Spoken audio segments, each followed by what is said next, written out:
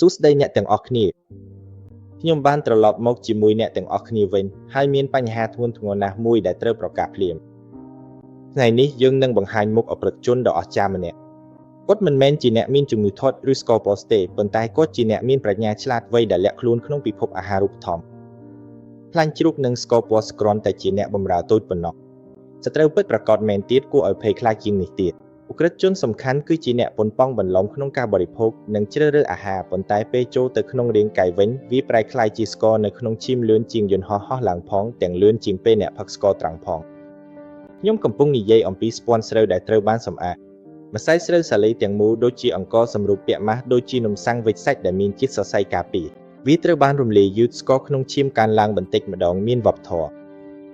ចំណែកឯម្សៅស្រូវសាលីដែលត្រូវបានសម្អាតដូចជាម្សៅមេពណ៌ម្សៅពោតត្រូវបានបកចេញជាសរសៃស្អាតមិនខុសពីជាក្លួយកោសសុទ្ធដែលក្លែងបន្លំជាអាហារឡើយពេលអ្នកបរិភោគវាប្រព័ន្ធរំលាយអាហាររបស់អ្នកបើកមុខងារល្បឿនលឿនស្ករក្នុងឈាមរបស់អ្នកភ្លាមកើនឡើងដល់កម្ពស់ភ្នំ Everest រាងកាយភ័យខ្លាចខួរក្បាលក្រពះស្រួយបញ្ចេញសារធាតុបន្ទាន់ហៅថា Insulin សូមសម្អាតទីសមរភូមិឲ្យរហ័ស Insulin ចំនួនធំត្រូវបានបញ្ចេញចេញដោយភារកិច្ចសំខាន់គឺដាក់ស្ករច្រើននោះទាំងអស់ចូលក្នុងឃ្លាំងស្តុកជាខ្លាញ់របស់អ្នក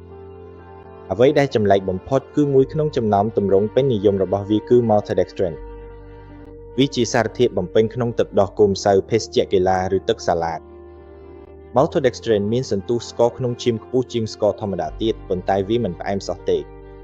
វាប្រែភាពគ្មានរសជាតិរបស់វាដើម្បីបោកបញ្ឆោតអារម្មណ៍រសជាតិធ្វើឲ្យអ្នកមានទំនុកចិត្តថាអ្នកកំពុងបរិភោគម្ហូបដែលមានសុខភាពល្អវាជាអ្នកបោកបញ្ឆោតដ៏ធំមួយស្ករដំឡូងស្វិតដែលត្រូវបានបំបែកសារធាតុគឺជាឧបករណ៍សំខាន់សម្រាប់រោងចក្រផលិតអាហារទាំងអស់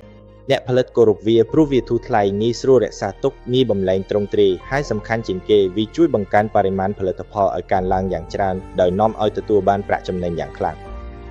ពួកយើងកំពុងប្រើប្រាស់វាដោយល្បឿនគួរឲ្យភ្ញាក់ផ្អើល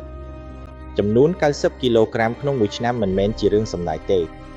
នោះគឺជាបរិមាណសរុបនៃនំប៉័ងមីកញ្ចប់ស្នាក់នំបងខូយនិងស៊ីលដែលបានកែច្នៃពីម្សៅស្រូវម្សៅពោតម្សៅអង្ករដែលត្រូវបានបំបែកសារធាតុដែលយើងបញ្ចូលទៅក្នុងខ្លួនយើងកំពុងបរិភោគកាបូអ៊ីដ្រាតទេដោយភ្នំមួយប្រភពស្ករដែលត្រូវបានកែច្នៃជាច្រើនមានតម្លៃថោកក៏មកពីរុក្ខជាតិដែលត្រូវបានកែប្រែសារពើភ័ណ្ឌសម្រាប់បំពេញតម្រូវការឧស្សាហកម្មយ៉ាងខ្ពស់ផងដែរជាតិស្ករនៅក្នុងឈាមកើនឡើងយ៉ាងឆាប់រហ័សហើយអ៊ីនស៊ុយលីនត្រូវធ្វើការយ៉ាងលំបាកដោយបណ្ដាលឲ្យមានសភាពធន់នឹងអ៊ីនស៊ុយលីនយូរអង្វែងនេះហើយជាជំងឺនៃសម័យវាគឺជាជំងឺទឹកនោមផ្អែមជាង 8% នៃជំងឺរ៉ាំរ៉ៃមិនមែនកើតឡើងដោយស្វ័យប្រវត្តិទេ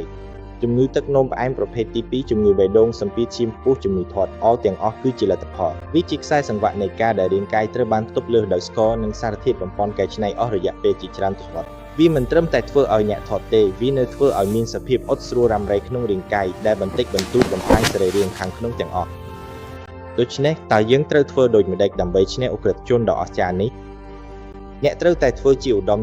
នារីផ្នែកអាហារូបត្ថម្ភសូមសង្ស័យភ្លាមចំពោះអ្វីដែលថោកពេកឬនឹងងាយស្រួលពេកអានស្លាកផលិតផលហើយស្វែងរកពាក្យគន្លឹះដែលគួរឲ្យសង្ស័យ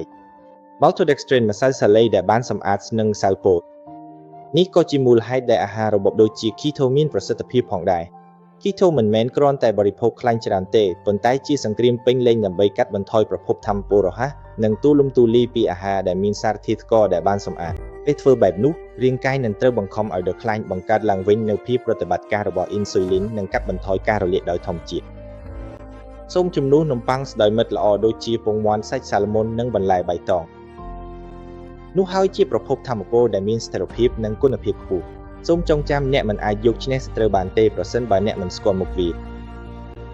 ថ្ងៃនេះយើងបានបង្ហាញមុខពិតនៃអាមេដុងដែលបានសម្អាតជំរឿស្ថិតនៅលើអ្នកថាតើនឹងបន្តឲ្យគេបោកបញ្ឆោតឬចាប់ផ្ដើមជីវិតមានសុខភាពល្អមុនពេលញ៉ាំអ្វីក៏ដោយសូមពិនិត្យមើលថាតើត្រូវរបស់យើងលាក់ខ្លួននៅក្នុងនោះឬអត់សូមអរគុណបងប្អូនទាំងអស់សូមចុចតាមដាន Channel និងចែករំលែកដើម្បីឲ្យមនុស្សជាច្រើនទៀតបានដឹងសង្ឃឹមថានឹងជួបបងប្អូនម្ដងទៀតនៅវីដេអូបន្ទាប់